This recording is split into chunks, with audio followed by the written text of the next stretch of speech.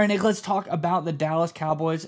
Surprising to some, not to us. This is a Cowboys team who's made a lot of smart moves over this past offseason. A lot of great hires, a lot of great contract extensions, getting things out of the way, getting this team ready to go, just doing some solid X's and O football things. And this latest string of moves by the Cowboys is no different. They've done a lot of good stuff here. I think sets them up for the draft beautifully. And Cowboys fans are going to love what they have done here. We'll dive into that in just a second. But first, I'm Andrew. That's Nick. And this is Saturday Morning Inspection.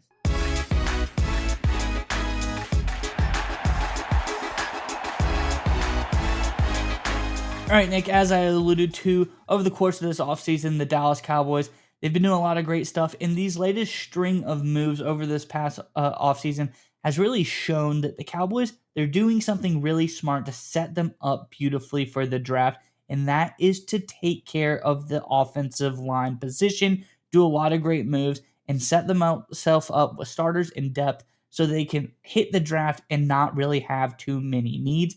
Let's get into this string of tweets talking about some of the moves they've made over this offseason, with the most recent one being here from at Jordan Schultz. Schultz Report says the Cowboys are signing veteran offensive lineman Hakeem Adeniji, who has 15 career starts.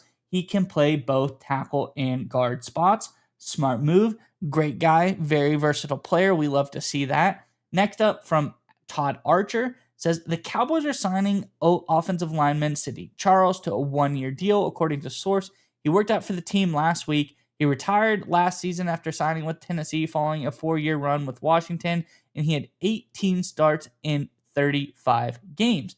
Again, another solid move here by the Cowboys, getting someone a lot of experience, doing some really good stuff here. And then finally, the last one from at Bones Fantasy. It says the Cowboys have signed offensive lineman Robert Jones, formerly of the Dolphins, in 2024. Jones started all 17 games for Miami, demonstrating versatility at left guard, and right tackle. Again, like I said, versatile offensive lineman. We love the move. These are three guys that have a bevy of different positions that they can play. There's a lot of good opportunities here for the Cowboys to have depth, plug and play type of guys that can come in at any different position and do a lot of great things for this team. So I think overall, we're seeing a trend here. The Cowboys are setting themselves up. They're knocking some things off the checklist. They're continuing to do what we've been talking about this whole offseason. Get these extensions done. Get these players locked down to the team. Get some solid free agent signings. Let's set ourselves up so this season we don't have to scramble. We're not behind the eight ball, and we're ahead of where we want to be in a lot of things, and that includes the NFL draft. They're ahead of the curve. They're coming into the draft, and they have a really good setting of players already for themselves.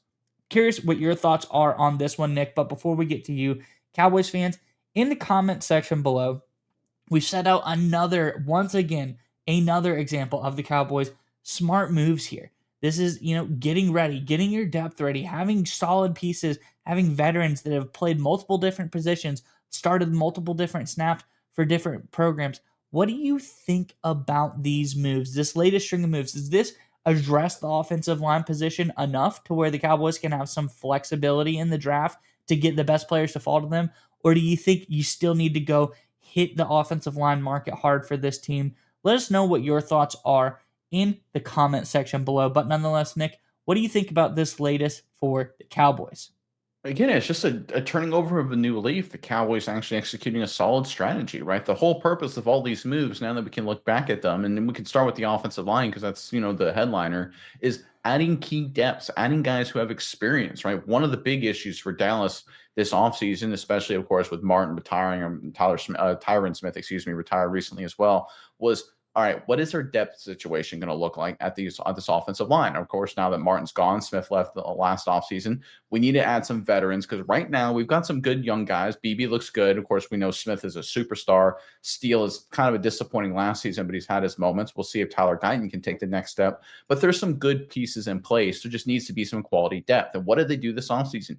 They went out and got quality depth with guys with great experience who have started and played a lot of football game, a lot of football games with a great amount of positional versatility. Hey, that's a great strategy. You cleared the deck. Now you don't have to worry about that in the NFL draft. And that's what we've seen this entire offseason from Dallas across the entire board. It's just a great job. You go into it and say, okay, we need more linebacking depth, right? Because right now, we likely have foul. Overshown's going to be a superstar if he can come back from the injury. I think he will, but we need some linebacker depth. What do? They go out and get Sanborn, and they go out and get Murray, right? Okay, they clear the deck. How about defensive line? Well, we lost Golston, we lost Lawrence, right? We need to add some depth. We know Nealon's year 2. We know Williams is hopefully going to bounce back from the injury and do some good things this year, but we need more depth. What do? Solomon Thomas, Peyton Turner, and of course, Dante Fowler to be the premier edge rusher across on the opposite side of Micah Parsons. Clear the field, clear the deck. Great job. Okay, we need a veteran running back that knows how to pass protect. They go out and get that. I think Javonte Williams will fit that role with the Dallas Cowboys. So they checked every single box they needed to allow them to use the draft the way they've always intended to, and that was to get playmakers on offense, primarily wide receiver, running back, respectively, and potentially a playmaker at linebacker or maybe even a nickel corner, something like that, right? This is a great strategy for Dallas. So many teams, when they go into the draft and they go into the offseason, and the Cowboys have done this for years past, they haven't cleared the deck, right?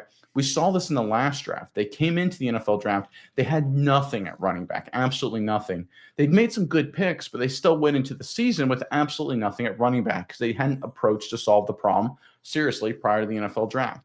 We saw this actually a few years ago too. If you look at basically what the Cowboys have done for the better part of a decade, they've kind of sat on their hands the entire free agency period, gone into the draft. Sometimes they've made some really good picks and it's worked out, but they never address the clear holes on their roster, and they end up starting a 5th-round rookie, or they end up having not a lot of depth at a key position, and it always comes back to bite them. The Cowboys this offseason, whether it's a Schottenheimer hire or just a complete total overhaul of how they approach things, they have decided that we are going to come into the draft, thank the Lord, with a solid strategy with no clear glaring needs, right? If the Cowboys don't draft a running back in the first round, I mean, they probably will have to draft one eventually, but it's not the end of the world if they draft a great wide receiver. A lot of people are actually mocking them to get a great wide receiver. If the Cowboys don't draft a great wide receiver in the first round, they could get one in the second round, right? They have flexibility for the first time in a long time. They don't have to go out and absolutely address 5 needs with their first 5 picks. And we talked about it a few weeks ago. How about backup quarterback? A big question there. They trade for Milton, so they don't have to use a 4th-round pick on a backup quarterback because they already got a guy already. Again, clearing the deck, getting yourself ready to address the positions that really matter to you. My opinion, there's 3: wide receiver, running back, nickel corner. Depth offensive line, already addressed. Don't worry about the draft. Backup quarterback, already addressed. Don't worry about it. Defensive line depth, already addressed. Don't worry about it, right? Linebacking depth, already addressed. Don't worry about it, right? You cleared the deck. You allowed this entire process to play out. So now you can only focus on the positions that really matter to you so you can go out and crush it. This is just good job. This is a good job by the Cowboys leadership. The smart teams do this, right? Whether it's the Baltimore Ravens have done this for so many years, where they set themselves up, where they go into a draft process with no glaring needs. They then get to pick the best player available, and that player, Kyle Hamilton, Tyler Linderbaum, Zay Flowers, becomes a superstar. Lamar Jackson, if you go back far enough, to be totally honest, this is the approach the Cowboys are taking. I love to see it, and it's a great sign that the Cowboys will have a very successful 2025 draft. Yeah, Nick, and I think the Cowboys have set themselves up really nicely in a couple of different ways as well. Just because we talked about this about a month or so ago, maybe even 2 months ago, now when we first started getting into where this team was going for the draft. What are their thoughts on this draft process? And we talked about how the draft would fall. We talked. This was a draft that was heavy in running back talent, heavy in wide receiver talent, a lot of playmakers available. What does Dallas have to do? They set themselves up nice enough. They have Javonte Williams now. They have CD Lamb locked down now.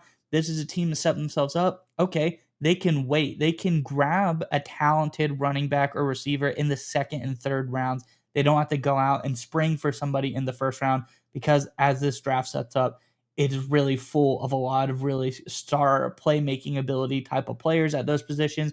And I think they can get someone good in the mid rounds of this draft. Again, offensive line position. This is a team, I think it's set up pretty well at the offensive line position, but now after this string of moves they've made over this offseason, getting in these depth guys, getting a lot of versatile players, and you talk about the Baltimore Ravens, a guy that I love that was on the Baltimore Ravens for a number of years was a guy by the name of Patrick McCarry, and this is a guy who he was a solid player, but the biggest thing for him is how versatile he was. He could come in, he could play guard, he could play left guard, he could play right guard, he could play tackle. He could do whatever the team needed for him to do, and he did it at a relatively high level, a starting caliber level. And that's what basically all three of these moves for the Cowboys did. It gives you a guy who's a competent starter, not a superstar, not someone that you want to lock down for, the super long term, but it's a competent starter who can come in and play at pretty much a few different positions across the board. So it doesn't matter who goes down. You have a guy that you can plug and play and really mix the offensive line around to give you the best matchup, because it's not like someone goes down and you're like, ooh, this guy can only play left tackle. This guy can only play right guard.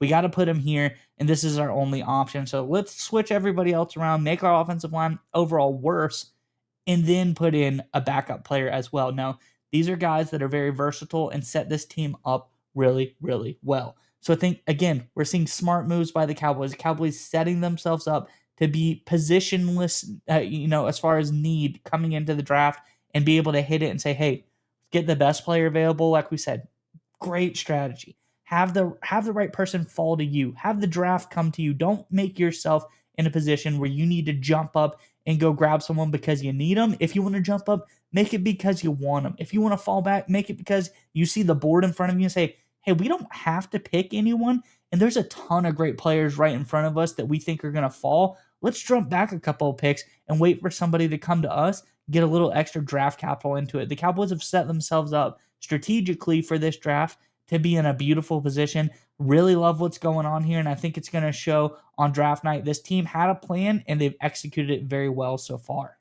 And just one final point to end on, the last two instances where the Cowboys came into the draft and just had a star player fall into their lap, that kind of fell, and they took the sort of best player available, CeeDee Lamb and Micah Parsons, right? This strategy works when you don't have to reach, when you don't have to pick for a need, and the Cowboys are using that strategy this upcoming draft. It should allow them to pick a massive superstar, whoever falls to them in the draft.